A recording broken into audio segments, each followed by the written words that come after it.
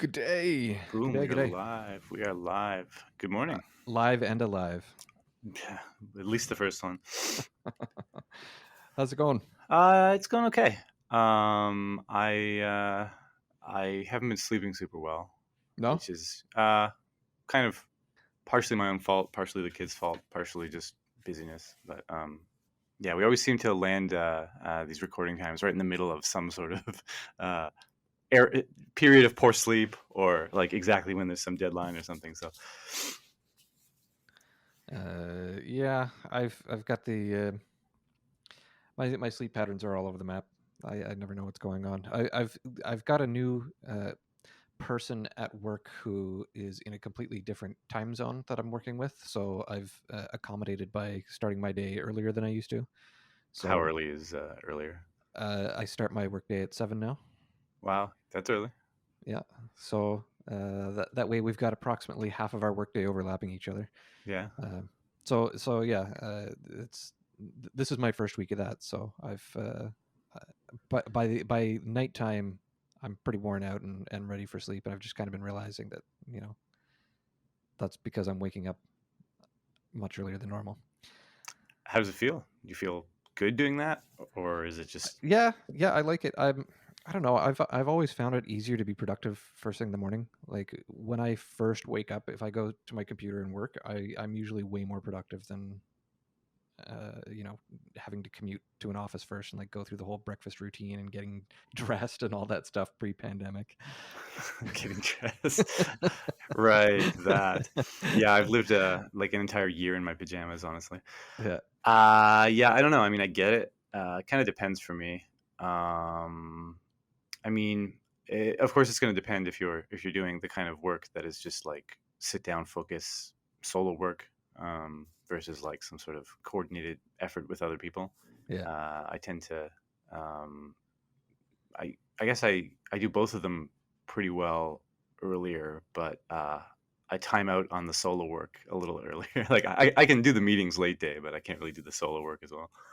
My problem tends to be that I once I get into a groove, I can stay in it pretty easily. Like part of the reason it works for me getting up early is just because if I'm up before my kids up, then I can start uninterrupted and just keep going. Yeah, yeah. Uh, and I don't know. The thing that I have to work on is that just ending my day because it's like I've woken up earlier, but I haven't changed the time that I stop working because it's like once I'm in that mode, I just lose track of time entirely. I mean, in a way, that's a good thing. Yeah, If you disliked your job, you would struggle with that, right? yeah. Yeah, That's totally just like a case of being like into what I'm doing, and yeah. but no, Immersed that's flow. yeah, exactly. Which is interesting because it's like uh, I make video games for a living, so it's like my job is to try to create stuff that will create flow for other people. Yeah. So I don't know. Hopefully, that's a good sign if I'm doing it myself. Hopefully, people like you will be in the same flow wave. If it's a Yeah, wide enough wave, you'll capture more people. yeah. But yeah, I surprisingly haven't been playing very much video games the past week. Uh, I wrapped up with some Sniper Elite 4, and then I played on last weekend a little bit of Sackboy, and then I've just been enjoying not playing games for a little while and building a little bit of furniture. Furniture. Wow. Okay. I mean, I don't know. Playing less games has been my kind of my theme of the year, and it's gone really well. Honestly, like honestly, in a way, it's like when I do play games, I'm more intentional about what it is I'm playing. Yeah, Also, I mean, I know it's kind of a thing for you, but I don't really follow the philosophy of like make a big list and kind of play them serially and record what games you've beaten, that kind of thing. I just want to like, I'm happy to even take one game. I mean, I play Melee a lot, right? And just kind of try and achieve mastery with it. Maybe it's like people who play basketball, they don't eventually kind of say, okay, I'm done with this. Next, what's the next game I'm going to play? It's just like, it's fun for me. So I kind of stick with maybe a few games, and like my record of achievement isn't like, okay, I've beaten this, I've sat through all the cutscenes. Next, it's more like, I don't know, kind of watching my skill level grow or something like that. So kind of those two for me this year. yeah. I mean, I guess I tend to be. when I'm gaming, a lot of my experiences tend to be more narrative focused. So to me, it's like, you wouldn't just read a book and then just, I don't know, feel that you need mastery of the book. Right? Yeah, I think we could probably do a whole podcast on this topic, because this is kind of my thing, is like getting away from that a little bit. Like I like that a lot. I mean, of course, I like narratives, but when I like my real passion focus for games is like the game, right? Like the rule sets and kind of like that piece. So, Yeah. um, I say all these things, and here I am playing through Lufia 2 again, which is very much like your typical straight Super Nintendo era RPG Yeah. narrative. 20 hours in, it's the same game as 2 hours in, but you kind of have to let me get a little bit of a nostalgia kick and just ride it. Well, you gotta take breaks from stuff now and then. Yeah, take a break and play. I mean, that's what it is. I mean, I know that I am uh, a weirdo and I do keep lists and stuff, but I mean, my goal is to just enjoy myself, right? Yeah, Like, like, do like, what's fun. I'm not criticizing at all.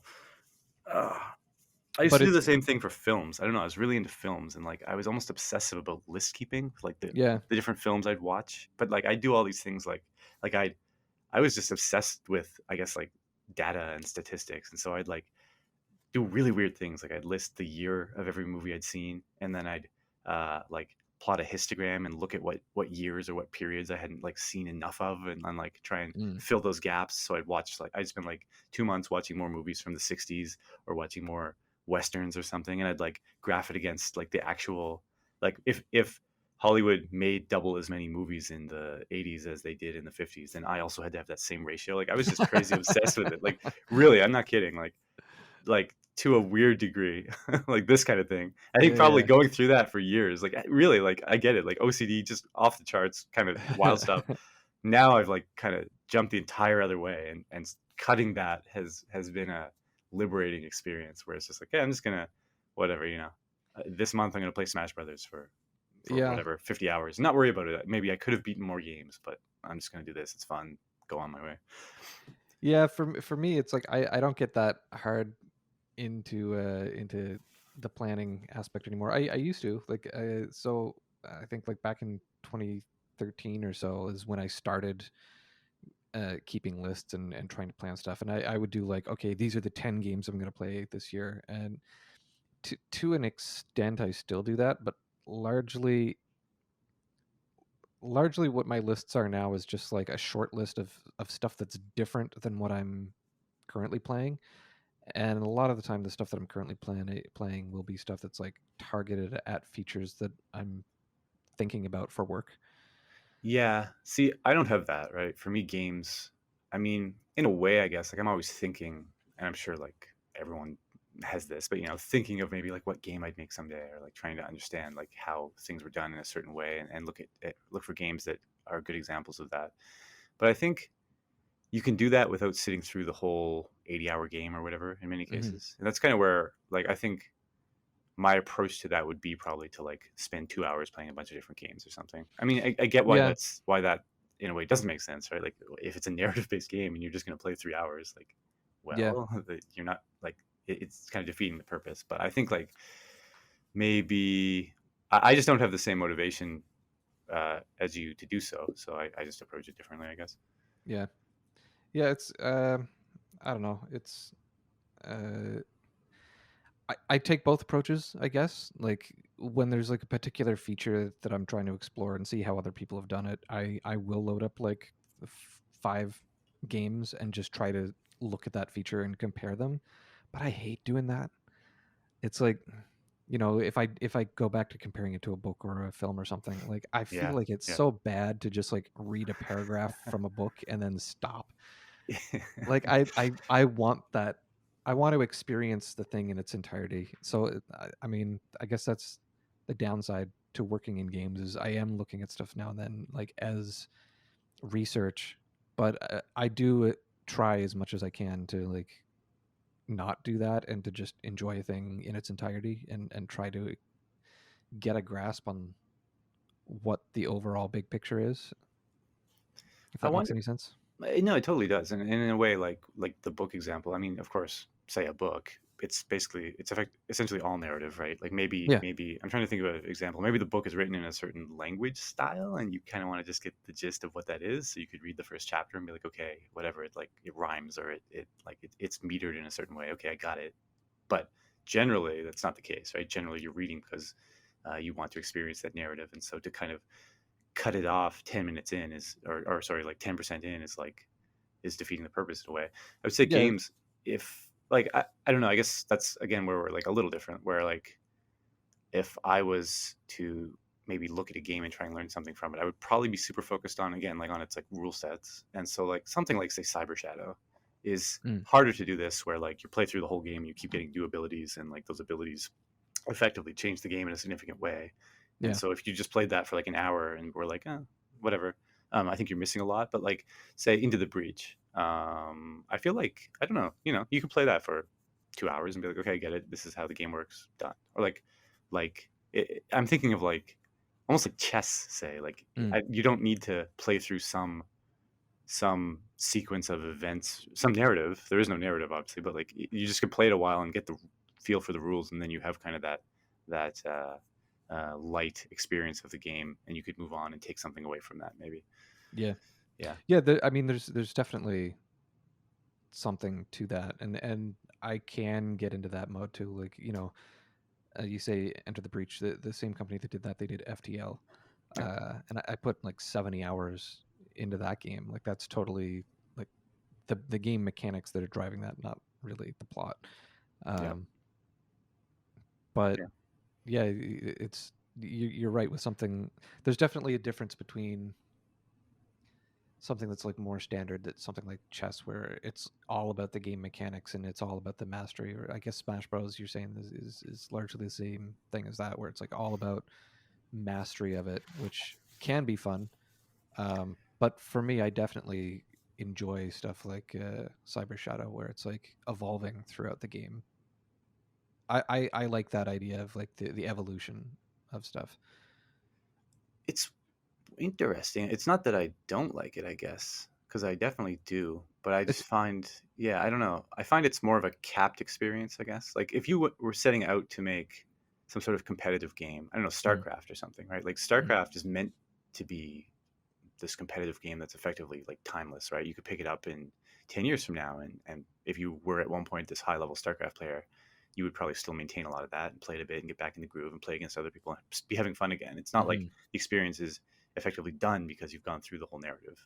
yeah. Like if I just think like if the draw of the game is largely, say, it's narrative or something that uh, you kind of explore, like you enjoy exploring, and so on a second playthrough you lose that because you're not really exploring new things Yeah, yeah, yeah. anymore. Yeah, it's like two different kind of types of games, I guess. Yeah. And It's it's nice when they can marry that up together though. Like I haven't played StarCraft, but stuff like Civilizations or FTL, like it's still evolving throughout the game, but it is largely based on the same core flow. yeah, yeah, yeah, definitely. Or like I'm struggling to find an example, but there's like puzzle games that are maybe like they're procedurally generated, but in a way that's consistent, and there's like a growing difficulty through the game or something like that. And so like you kind of have infinite playthroughs, really, but like you get kind of some of what you're maybe looking for with like growth over time and finding new Mm. items that you could then bring to the next stage, which is then maybe different than you've ever seen before. So you have to figure out how to clear it. Like to me, almost like that's kind of one of the things that's interesting about maybe making games is like achieving that. Mm. I would be personally more interested in that than writing a narrative. I feel like if I, and again, it's not to say that I explicitly think like a fully narrative based game is bad. It's just maybe less my specific interest or passion. Hmm. I think if I wanted to go down that path, I would be more likely maybe to explore like making a comic or something. I don't know why that is really. I don't know. I find like when you introduce the concept of like user input and having like a user be able to control the experience, I kind of want to do more different things and focus on different things than just telling a story now. Whereas like if it is a comic book or a movie or something, not saying like I have these skills, I could just go do that or that it's easy, but like that's like your forum is to tell that narrative and to show the images in a certain way and so forth, and so go do that. But with games, I don't know. I feel like my focus would kind of shift to like, well, how can we make this uh, interesting as like a either a competitive game or as a you know uh, like, let's say a puzzle game, like something to overcome and get good at, and apply different ways of thinking to win at, if you will. Again, Well, I'm playing Lufia 2 right now. Like, it's very much like tap the buttons, go on, talk to yeah, people, get stronger, get stronger.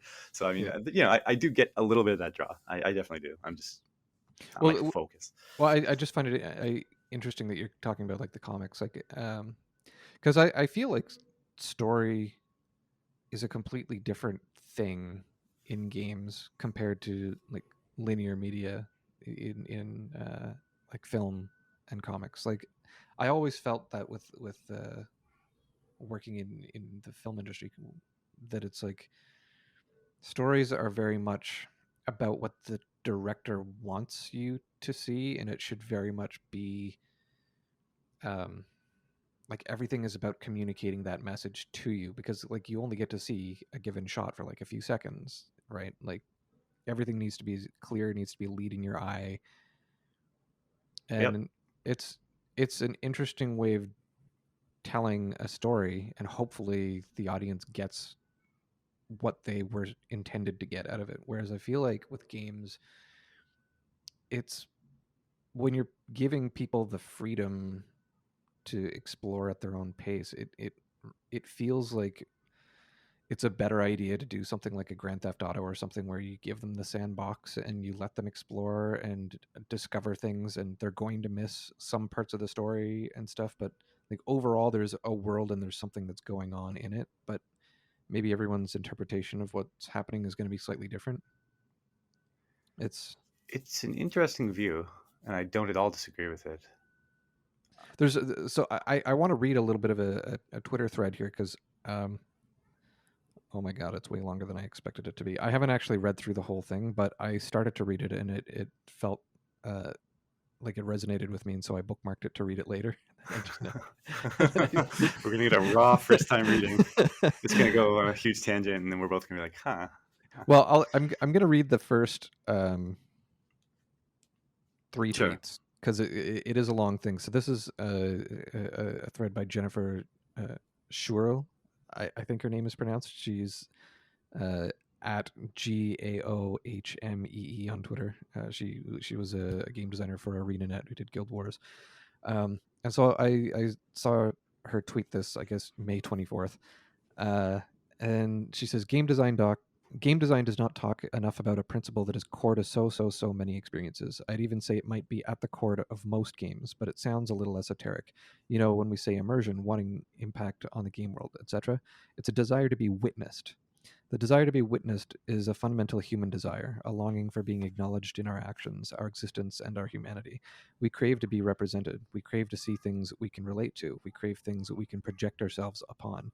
I actually believe that what we often call escapism is in fact shows up in design as a manifestation of the desire to be witnessed, a world where we matter and feel like we have control and can't be truly hurt, all often opposite to our lived experience.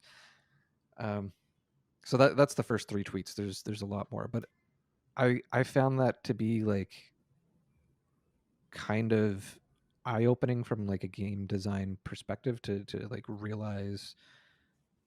And I guess that like goes back to being in like a flow experience, right? Like you want to feel like what you're doing is matters, what you're doing well. I think it's very interesting. I'm hearing this for the first time. I don't necessarily disagree. I'm revisiting my own personal experience to see how that kind of reflects in my mind. I feel Like like like I feel like that's why there can be appeal to stuff like the chess or Pac-Man or whatnot, is like you feel like your actions are mattering, and the better you get at those actions, the it feels rewarding to do that. And I feel like that kind of ties into narrative in games. Like I enjoyed stuff like Chrono Trigger, where there was multiple endings and it kind of felt like you had an effect on the story. yeah, I mean, I'm trying to think. Like, I also think that's important personally. And again, I not this is just me, right? Mhm. I don't like take some grievance when someone doesn't feel this way, but like definitely say like an RPG that has a very straight linear story and maybe it kind of tricks you into thinking you have a little bit of choice, or like, you just got the ship so you can visit more towns or whatever. But for the most part, there's like, scene A happens, then scene B happens, and scene D happens all the way to scene Hmm. Z, and that's it, and that's the story, and you had no impact on it. uh doesn't feel in any way like I'm role playing. It feels like I'm observing. Whereas I think like games that do achieve that immersion, that give you that feeling, whether it's the escapism that the tweet author refers to, or just more of a broad like ability to impact the outcome feeling, I think that's a very, I don't know, I find that to be a very different experience. um I guess to me, the problem in many cases with narrative is that, and again, this is just me. This is Hmm. not, I don't know how other people feel, but like narrative actually kind of takes me out of that in some ways. Like the fact there's some story happening makes me Hmm. feel more like an observer often, which sounds weird, I know, but like games that immerse me typically are really like all about the decision making, and so I'm everything that happens is for the most part my choosing in a way, right? Like if I am playing Into the Breach, I mean, yeah, there's characters and a story and stuff, but for the most part, like as soon as the actual game starts and you're on the field, like I'm in entire control of that outcome. Or like games where you are the main character and it's a first person game and stuff, I think when they're done well, I just feel like I'm wandering around and things are happening to me. But I Hmm. feel more often than not that like it's kind of just a visage for like someone could have written this story and just made it like change the name of the main character and it wouldn't feel like me, right? Like if I'm playing like Half-Life or something, I still feel like an observer, kind Yeah. of.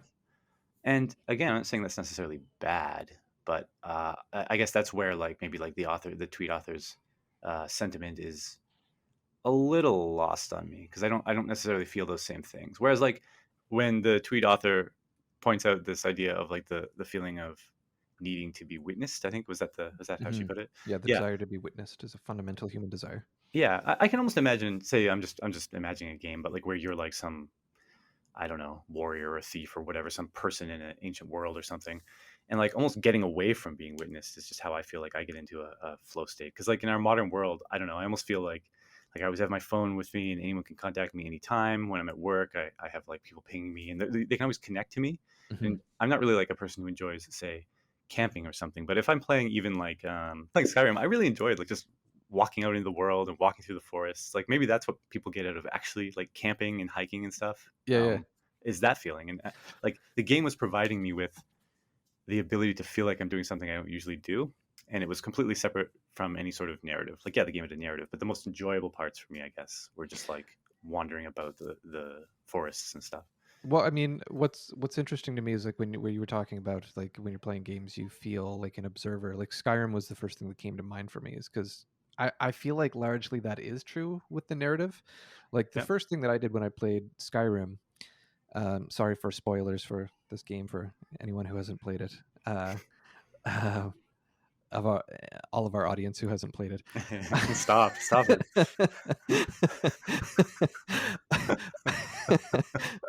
um, but so like the game starts off, you're a prisoner and you're going to be sentenced to death or something, and then the dragon attacks and you have to escape this town. Um, and then from that point, you're supposed to go to another town and like report what's happened. And I didn't do that. I just like wandered off and joined the Assassin's Guild and joined the Thieves Guild and all this stuff. Like I explored the world and didn't involve myself in the story at all at that point. Yep. And so I think I had ended up playing the game for close to 70 hours before I actually sat down and just hammered out the story and did it. Wow. And well, which set of hours was more interesting? That first 70 or like the The second the, half? the following 3 hours, yeah. No, like yeah, it was like 70 hours of gameplay, and then I stepped away for I don't know, however many months, maybe a year, whatever, and then I realized that I hadn't actually beat the game, so I came back and beat it. And yeah, by that point, I was like overpowered and had all these items and stuff, and it didn't take time at all to go through the Hmm. story once I Yep. did it. But I feel like that's kind of the point where it's like, yeah, when you are doing that story, um, like sticking to the script, you do feel not a whole lot different than when you're watching a film. Yep. Yep. But that's why I was mentioning Grand Theft Auto is like the idea of like these sandbox games, which Skyrim is totally a sandbox in that same sense. It's like Mhm. that idea of going off and exploring in your own trajectory and doing what you want is kind of that part where you're feeling like you're being witnessed. It's like you're not necessarily affecting the story, Yep. but you are having a story of your own, and it feels like what you're doing has some consequences.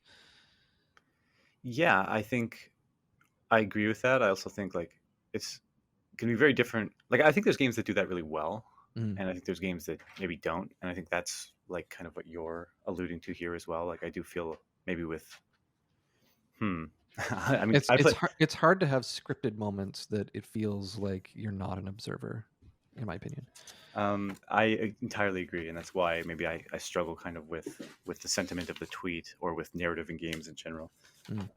Um, and like I guess like it's the same if you're like playing a or sorry watching a movie or something. Like you're an observer, and that's fine. It's Mm. still an enjoyable experience. And It's so it's also a much shorter experience with a film. Like it's a little easier to separate yourself and just watch something for 2 hours than it is to participate in like Final Fantasy VIII. I just think that's a convention, though. I mean, people could start making 2 hour games. Now Yeah, that we're all used to whatever, man, 120-hour games or whatever, no one, I don't think that would fly, right? And yeah, yeah. people could make, not really movies necessarily, but like, I mean, TV shows that aren't like episodic is kind Yeah. of like one big movie, right? And so, like, I agree, but at the same time, I think it's kind of just a convention of how things are made, maybe. Yep. But I don't know. Yeah, I guess that's, I don't really, I feel like a story gets in the way of immersion for me Hmm. in a weird way, I guess. Unless, I mean, I think like a game that does it really well could have that power over me where I don't feel that way. Mm. I don't tend to find those very often. Well, I'm curious how many you've even given a shot to in the past few years. That's fair. That's super fair. um, I mean, I'm trying to think of a recent example. I did play through Red Dead Redemption 2, Right. which I mean, I'm not going to like basically stereotype the whole industry off that. That was very much an observe game, though. I mean, it Yeah. wasn't even trying to be an immersion game, in my opinion. Oh, really? I haven't played that one. I just kind of imagined it to be Cowboys Grand Theft Auto. Cowboy Grand Theft Auto or Cowboy Ghost of Tsushima or what Yeah. have you. To me, again, they're kind of like the same Yeah. base of game in a way. But like when I'm thinking of something that's like a short experience and that's like narrative focused, I might think of something that's more like What Remains of Edith Finch or Life is Strange. Give me a game you think I should play that would either change my mind or cement my opinion or just would be interesting given I feel this way and I will happily play it. I think Life is Strange 2 is a game that people should play. Okay. I'm on it. I am on it. I mean, not right now, but once the So by, grand by immersive the end of the experience of podcast ends. yeah, once Lufia 2 is done, Yeah, yeah, yeah. I will hop on it. Yeah, I should double check my my list of games that I've checked off. See if there's any other better suggestions. I mean, What Remains of Edith Finch is interesting in that I don't remember exactly how many little stories it tells, but it tells like upwards of 8 little vignettes, and each vignette is almost like its own small game. Hmm. Like the they do control schemes where you're a bird or you're a photographer or you're different things, and it's like it's all familiar and it feels kind of intuitive, but each thing is almost like I don't know, maybe reading a comic book or something where it has its own little start and finish. Interesting. I'll have to play it. I'll definitely give it a full shot, full on. But one thing I always actually dislike in games is when they like kind of change the game significantly Hmm. from under you. I mean, you've heard me complain endlessly about even like mini games in Yeah, Zelda yeah, yeah, games. yeah. Like, stop! I want to play the game, not this, right? Like, I always tell the example of maybe like chess or like Magic the Gathering. I mean, these Yeah, are yeah. games you play and there's rules, and you learn the rules, and then you try and win, and you apply the rules in a way that makes you maybe good at the game or poor at the game. Like in the middle of a Magic the Gathering game, you don't suddenly switch to playing tic tac toe. Like that would be a Yep, jarring thing, right? And that's why I yep. always struggle with like a sudden control scheme change or something. So Yeah. if like the way you've described it, my knee jerk, like not even having played a reaction is like, ooh, I wonder how they do that well. But I would Well, definitely love to see. A It's good example of that. Well, it's because this took me 2.5 hours to play, and I was taking my time with it, kind of like trying to analyze it a little bit. Okay. Um, and so if I'm saying like there's 8 little experiences within that, like this is a narrative focused thing. It's not like a Pac-Man or a Hmm. tic-tac-toe. Like you're not going to get better at playing the game. Okay.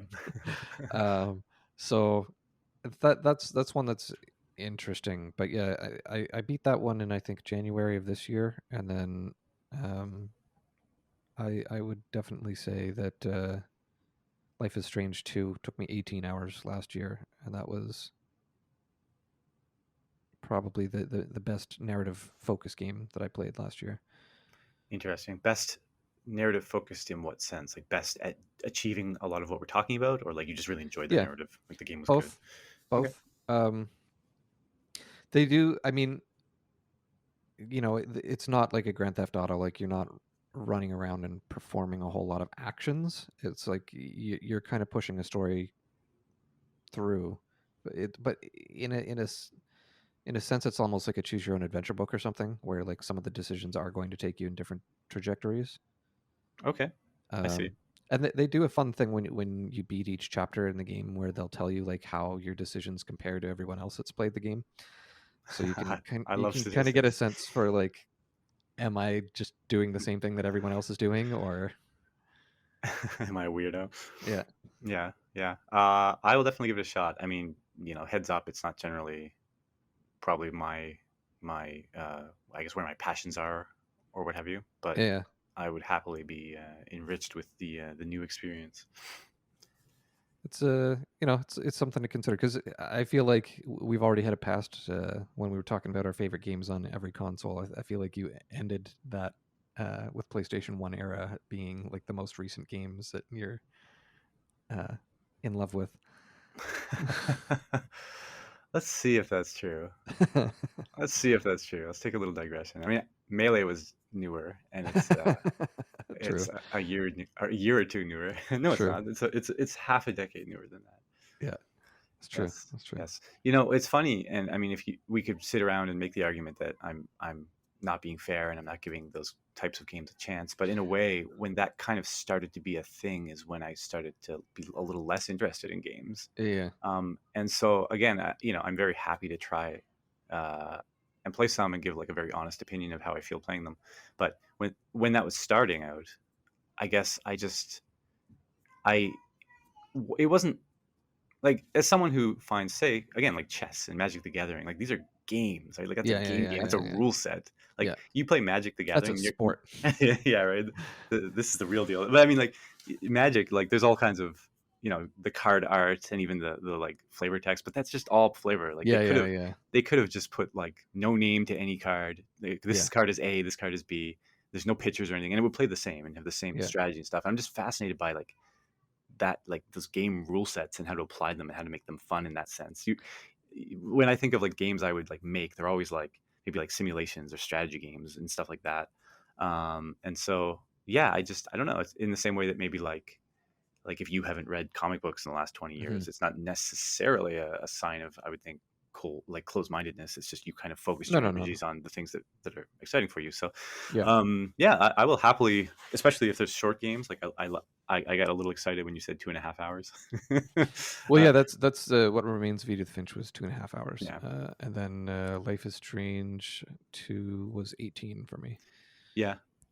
uh, that's better than, I mean, in a way, what I'm rebelling against is like exactly the Red Dead Redemption type thing where it's 150 hours and 70% of that is slogging through a story, and I'm kind of like, To okay, to to be completely fair, I mean, I don't know what your schedule's like. So I think Life is Strange 2 is great because I felt like it was a really good story. yeah, okay, Um, if you want to experience the same type of gameplay, but also not as good of a story in a short period of time, they did a prequel to Life is Strange 2. Not Life is Strange 1, but it's called The Awesome Adventures of Captain Spirit. okay, And that one's actually free on Steam, and that's 2 hours it took me to play through that one. So nice, so you could get a sense for how the game plays, I guess, by doing that, and it was enjoyable. But I don't know. It's like um, it's hard to compare something with films, but I don't know. Uh, it's like saying that Ninja Turtles and the Three Ninjas are comparable films because they're both films about ninjas. I think I get your drift. Directionally similar, thematically, Also similar, yeah. it's pre-adult ninjas. Wasn't Hulk Hogan in one of those movies? I That was Thunder in one can only Paradise. hope. Yeah. I will give it a shot. I'll have to do a follow up episode sometime for sure. I don't know. I just think, I mean, there's certainly room in the world for all of these different types of games, and there's definitely an audience for all of these different types of games. Yeah, So I don't think there's any meaning at all in being grumpy about one type or the other. I yeah, mean, I think this kind of calls back like when we did the I forget the title actually, Tetris Sucks or whatever we yeah, had yeah, called yeah. it. um, uh, 100% factual title. yeah. Well, debatable. Factual being a fun word to play around with. Yeah, I don't know. I think both of us still feel the same way, very much, and so like it's just kind of interesting to even look at the different games we would look at playing, maybe. Yeah. Yes. Well, I guess we're gonna have to save the topic that we were actually planning on for a different day. It's probably better when that happens. Yeah. It But yeah, is. Yeah. that, Go ahead. that's my 2 cents. Is it? Um, I enjoy both the flow experience and the narrative, and I definitely see the disadvantage to playing anything where one of those fails. Like I can appreciate something that's like Mega Man, uh, or I mean like Castlevania 1 versus Castlevania 2. It's like the gameplay was enough to take Castlevania 1 into a good game. Right. Castlevania 2, as soon as they started trying to throw in the story, you had characters just like completely telling you lies and unuseful information and stuff, and the game like completely. Uh, it's weird that I both Struggled. love that game and hate that game. I find the more you reach into the past and like the Nintendo, Famicom, Super Nintendo, Super Famicom, whatever, PlayStation 1, even that era, there's a lot of like that's kind of actually I enjoy playing games from that era partially because I just enjoy games from that era and whatever, but Mhm. like partially I feel like there's a lot of uh it's just very interesting to see developers in this burgeoning industry try a bunch of new stuff. And even Mhm. when it doesn't land, you can be like, okay, I see what they're trying to do, and that's very interesting. And I feel like there's a lot of ideas that, again, maybe it's me not playing enough modern games or me not looking around enough, but I feel like there's a lot of almost like sparks of ideas that Mhm. kind of popped up in that era that were really awesome ideas and just weren't explored fully. Maybe because the technology wasn't good enough or whatever. It's just too immature an industry that a lot of the game design developments of recent years they just didn't exist at the time and blah blah blah blah. But I mean, even Castlevania 2, like you could make and people have made that kind of game and had it Mhm. work nowadays, right? But like I Yep. think it was quite novel at the time. Or like I called out EVO. I think I called it out in a recent podcast. I don't remember, but like Mhm. yeah, you had asked what I was playing and I said EVO. Super Nintendo game. You like have this fish to start the game and you evolve. Like the story is that you play the game over whatever 6 billion years and your character represents like evolution over that time, and so you evolve the character. And they've done like what Spore and Sim Life and whatnot, like kind of similar evolution themed games since, but this is like a platformer. And it was just, I don't know, they had a lot of really interesting ideas with the game, but it just like the implementation was lacking to me. And I think Mm. you can play games for that era and get ideas to make games now that would be very interesting and different. And I think part of the reason I like that a lot is because, and you can yell at me and tell me I'm totally full of shit here, and you're probably fair, but like that's probably fair. I feel like at the time, like there was just less of a focus on like narrative and the flavor around everything. Partially maybe because like it was a simpler time or whatever, but like EVO was just like the game was so focused on this concept and this mechanic and built entirely around it. They didn't bother with some big heavy-handed story. There was no cutscenes constantly interrupting you. There was no like, they didn't brag up their art director or anything. It was just like, here's the game, here's our idea, boom. And like, I don't know, it's just kind of, it's, you can play it and get an idea of what it is. Mhm. And I'd love to, in some alternate reality where I don't do my day job and I'm doing some other thing, maybe game related, I would love to take that idea and like do something with it nowadays, now that we have all the developments we've had since. Yeah, that Metroid comes to mind when you're talking about like not having interruptions and stuff, because it's like the first 3 Metroid games were pretty good in my books. Mhm. Metroid Fusion, I absolutely hated having interruptions while I'm in the middle of playing. Like every time there was like a little story screen that popped up, I was just like so turned off by that.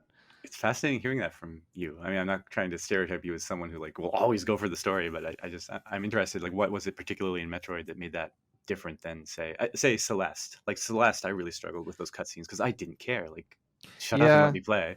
yeah, I didn't really care about that in Celeste either. I feel like you got like new abilities from level to level in Celeste, and I don't know, maybe somehow having the little bits of story helped explain that away, as opposed to like Super Metroid, where it's like you find the power ups, Right. and it feels like you're the one unlocking everything. Um, whereas in like Metroid Fusion, it's granted it's been a long time since I've played it, so maybe I'm remembering wrong, but it felt like those story things just had like no relevance at all other than explaining your backstory. Right.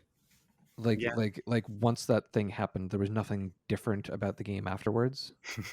you So rem- it was just an interruption to me.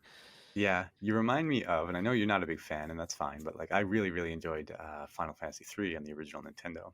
And when you contrast that with like the modern Final Fantasies or any other RPG or whatever, it's like it's very Final much Fantasy 3 on the DS. well, that's you're stealing my point.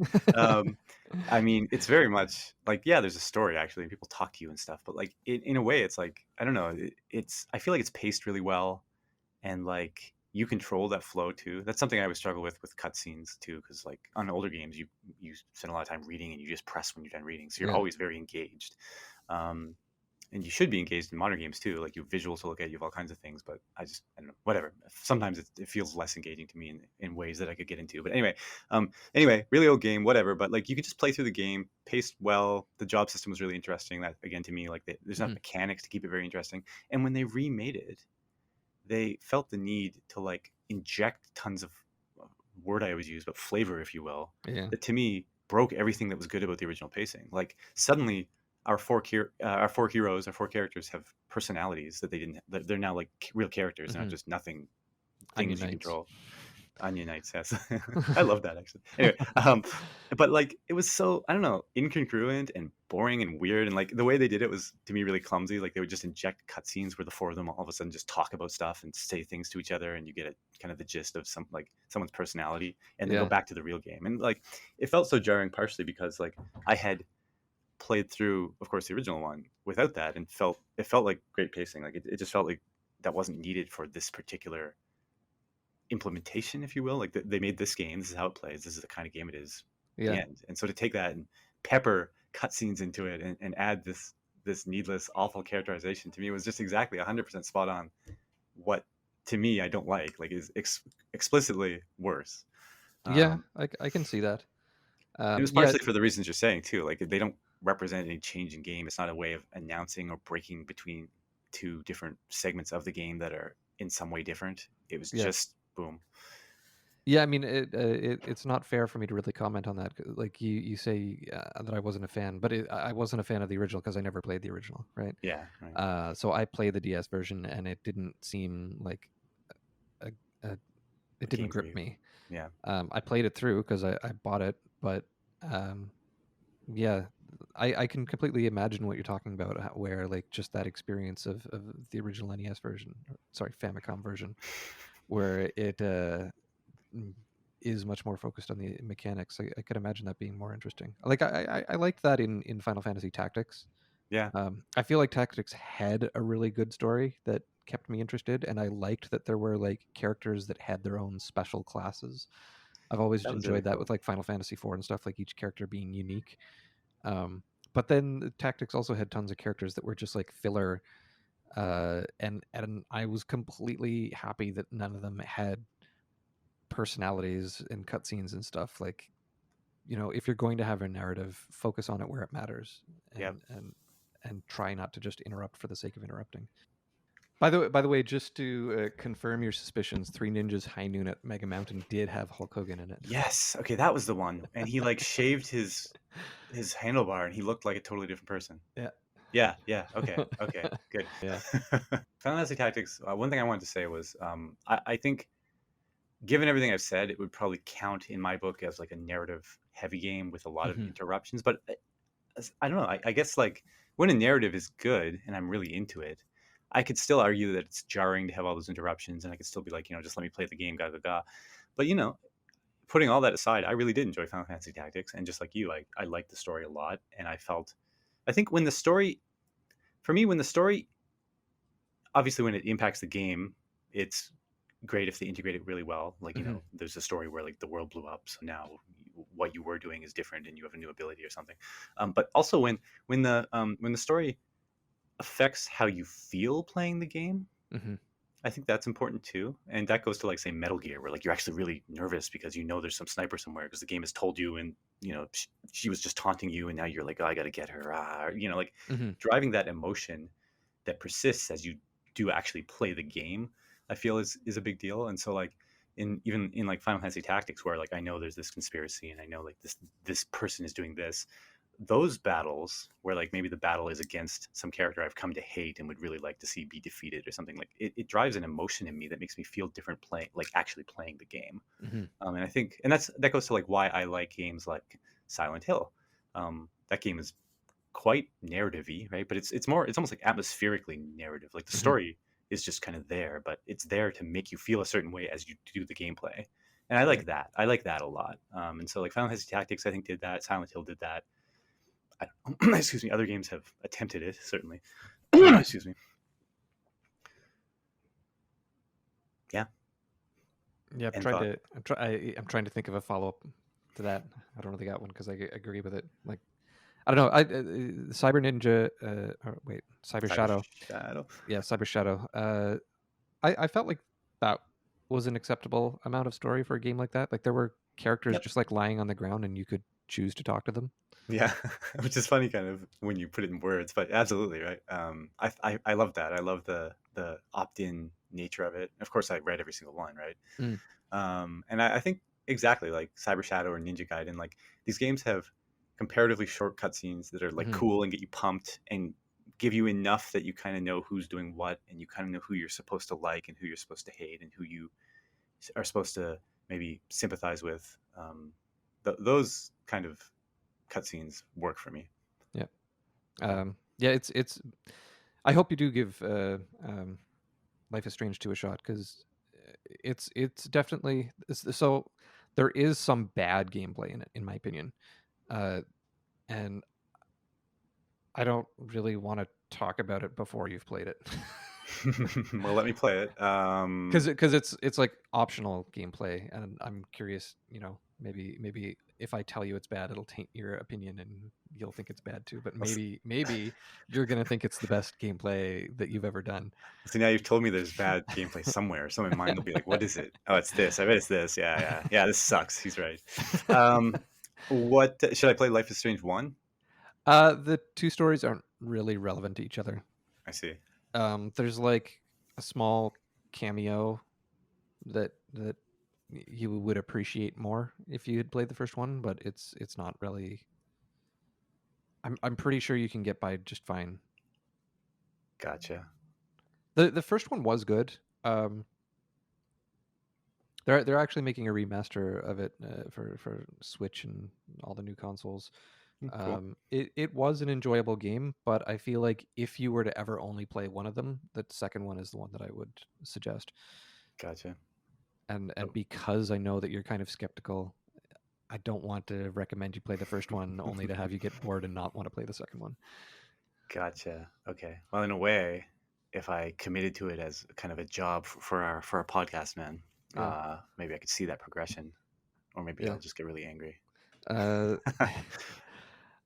I can quickly check my spreadsheets to see how long the first one took me to beat. Sure. I mean, what's it called? How long to beat is a Oh good yeah, resource for yeah. me That to would that know would be faster if I'm gonna instead of actually my play own something or personal not. spreadsheets. I actually tend to be pretty good on the average on that website. Um, I find when games, I'm pretty good or shorter, depending on a lot of things. But like games that record the time, I don't know. It's like I have some child-related interruption. I'll just put the controller down and go hang out with them for 2 hours or something. And like it just there's a lot of ways in which the timer gets bloated. yeah, yeah, And yeah. so like if I'm just going by the timer, any game, it's always like hours longer than my actual sit in front of TV and play time. Mm. Um, so I kind of lose the ability sometimes to even measure the actual time I'm playing things, unless it's a really short game and I just blast through it in a session or two. Usually that's accurate. Yeah. So I told you earlier that it took me 18 hours for Life is Strange 2, yes? I think so, multiple So times. so on how long to beat.com, the average is 18 hours. So Boom. bam. All right. Bam. My favorite. So Life is Strange 1 takes 16 and a half hours on average. So it's the same length. Okay, Yeah, cool. pretty much. Gotcha. Cool. I will give it a shot. I look forward to having a discussion on that then. Yeah. How about we sign off and Sounds good. that'll be it. Sounds good. Sounds good. We're trying to traditionally end with a what game are you playing? And you just mentioned you haven't really been playing so much. Have you Yeah, been we kind totally? of started with that this time. Yeah, that's fair. That's fair. Wait, That's have you fair. been playing something?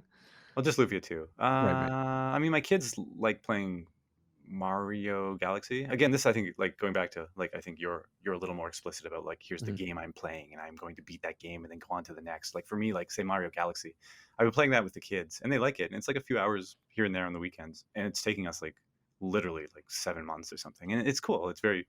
It's kind of just we play when we feel like it. And so like I guess I could say I have been playing that as well. I think we did play it a little on the weekend. Um, very Yeah, close to the end. Finally. nice, Yeah. nice. Yeah, so I the last game that I played was actually last night. I forgot that I did play something this week. Um, it's called Stranger of Paradise Final Fantasy Origin. What It's is it? So Final Fantasy. Go on. I'll just shut up. so so it's a demo. I don't know if you caught any of the E3 stuff. Yeah, I caught it. Yeah. It's the Team Ninja Final Fantasy game Okay. that plays kind of like Dark Souls, I guess. Um, I made it about 15 minutes into it, and then I'd shut it off. I think I saw some disparaging tweets. It's to be fair, I haven't gotten far enough in to understand whether the game becomes good, but I have developed a strong interest in UI and UX in the past year, and I was not a fan of its UI. Uh, the to me the text is all very small. It's all very low contrast. Like there's a big menu that tells you all the button combinations to press for your attacks and stuff, and like I think my TV's like a 46-inch TV, but I can't read any of the icons because the text on them is too small. Um, It's funny these mistakes, if you will, or these poor choices are still happening nowadays. yeah. Maybe it's such a demo that like they just haven't circled around and tweaked a lot of these things. Well, what's weird is the demo starts in a tutorial, and in the tutorial you're like in this like I don't know. I'll describe it as a wheat field. It's not wheat, but it's a yellow Sure. plant with a yellow hazy sky, and um, Corn? it's grass like I guess. Sure. But Fantasy grass. but you're like in the middle of a field, and it looks as though you should be able to walk anywhere. But there's like a hill that's like ankle height, and so you can't walk up the hill. That's your invisible wall. Gotcha. And you can't jump. So I guess it makes sense that you can't walk up a hill that high. And so I like walk the perimeter of this yellow field for a little bit, trying to figure out what the path is. There's like a tree off in the distance, and you can't get to it. And then I eventually realized that in the middle of this little field is a yellow orb, and you have to walk over to that and then hold down the touchpad to start the tutorial for the mechanic they want you to learn. And when the text comes up telling you what the tutorial's about, it's like so small and low contrast that it's hard to read. So to me, it's just like this yellow orb in a yellow field with low contrast text, and then a button that's not very ergonomic to get to with your thumb. Feels just so bad. Sounds awful. I'm reserving judgment having not played it, but So I played through the tutorial, and then I exited the tutorial and started the main part of the game, and I think I killed 3 enemies, and I was just kind of bored and stopped. Which supposedly lots of people are really into this demo, but I don't know. I wasn't feeling it. I guess I probably had more fun playing Mario Galaxy. Yeah. I'll take a peek. I'm curious, given your feedback, how I would feel just looking at that same UI. I mean, like I saw your tweets, but I kind of just, I think I was checking out because you had pinged me because we did the podcast, podcast, podcast, podcast, podcast, podcast, podcast, podcast, podcast, podcast, podcast, podcast, podcast, podcast,